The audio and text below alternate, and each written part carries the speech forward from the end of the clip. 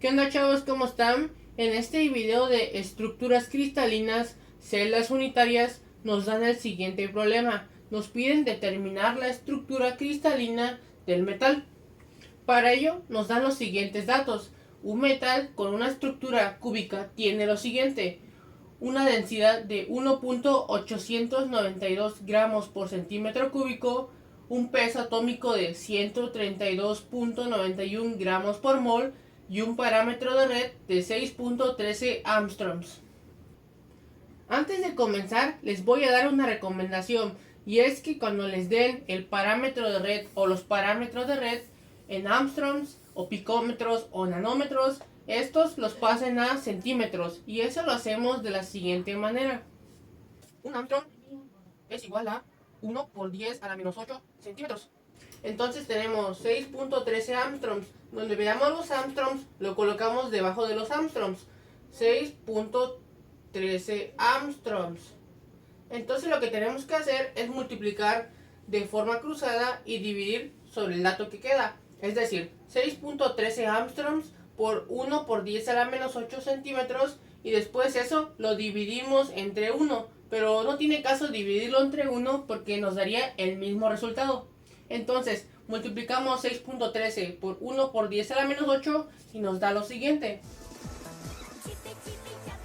Ok, ahora sabemos que 6.13 Armstrongs es igual a 6.13 por 10 a la menos 8 centímetros.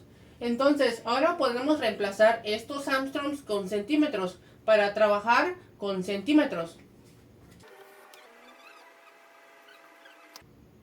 Ahora que hemos encontrado la equivalencia de Armstrongs a centímetros, vamos a analizar el problema. Nos piden determinar la estructura cristalina del metal.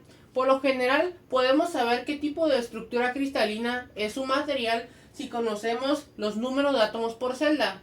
Y esto lo podemos ver con la siguiente fórmula de densidad. Antes de continuar, quiero recordar que el número de Avogadro es el siguiente. El número de Avogadro es 6.023 por 10 a la 23 átomos por mol. Ok, ahora sí podemos comenzar a determinar la estructura cristalina. ¿Esto cómo lo hacemos? Bueno, si observamos, como había dicho antes, para determinar la estructura de un metal, lo que tenemos que conocer son los átomos por celda. Entonces, la fórmula de densidad ya nos los da, por así decir. Lo único que tenemos que hacer es despejar como una ecuación. Entonces, conocemos la densidad, el peso atómico, conocemos el número de Avogadro y nos falta conocer el volumen de la celda unitaria. Pero eso lo podemos calcular de la siguiente manera.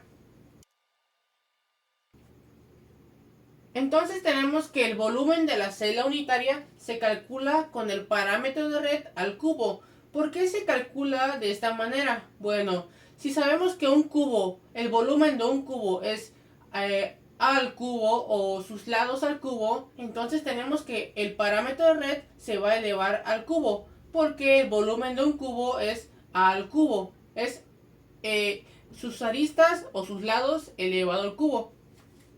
Entonces lo hacemos de la siguiente manera: 6.13 por 10 a la menos 8 centímetros. Todo esto elevado al cubo, que da un total de... Entonces tenemos que el volumen de la celda unitaria es igual a 2.303 por 10 a la menos 22 centímetros cúbicos. Ok, entonces tenemos que conocemos la densidad, el peso atómico, conocemos el volumen de la celda unitaria, que sería este, también conocemos el número de Avogadro. Entonces nos falta calcular el número de átomos por celda. Entonces, para calcular eso, lo que tenemos que hacer es despejar de la siguiente manera. Colocamos densidad en su lugar. A ver. Vamos a pasar esta fórmula de este lado para que se pueda entender. Pasamos densidad, entonces tenemos densidad. Como el volumen de la celda unitaria está dividiendo a todo lo de arriba, pasa a multiplicar.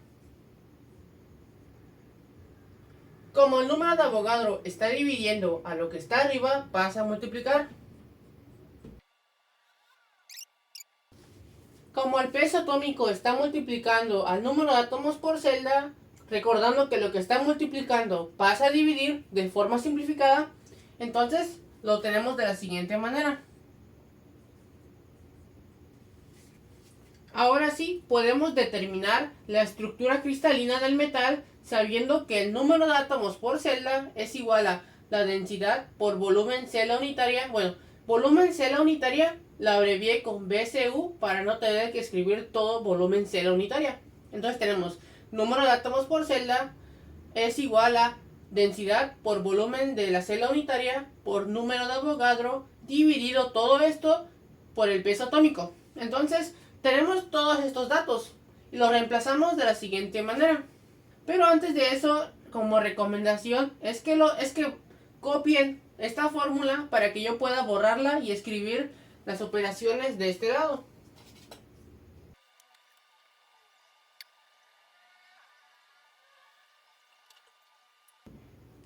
Ok, lo que resta hacer para calcular el número de átomos por celda es efectuar estas multiplicaciones del numerador y después a ese resultado dividirlo sobre 132.91 gramos mol y quedaría de la siguiente manera.